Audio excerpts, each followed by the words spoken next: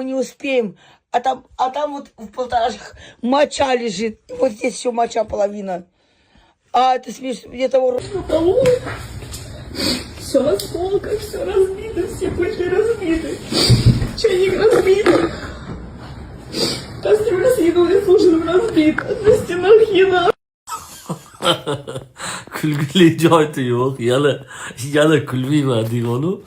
Odam ustidan kulishmas. Sraz aytaman, yana darrov negativ yozmaylar. Sal uyqum kelib turgan ekan shekilli. Yo endi manda nima ayb? Induslarda ayb hammasi. O'ylash kerak edi-da. Induslarni joylashdan oldin induslarni men ko'rsatib kelyapman, ko'rga hassa qilib. Ular hayvon sifat insonlar. Hammasi ham emas, lekin ayrim joylarda shunaqa yashayotgan bular.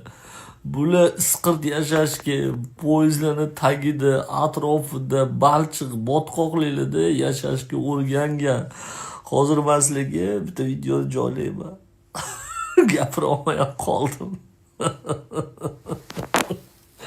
Tavba qildim. Kvartiraga bizni o'zbeklarni qo'ygisi kelmaydi bularni.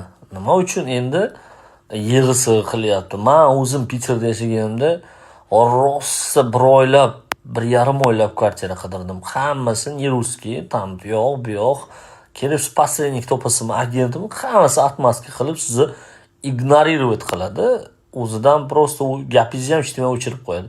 Bu sallaga jazo. Kulsa ham bo'lardi aslida. Chunki odam ajratish, millatchilikka oxir oqibat shunaqa bo'ladi. Salla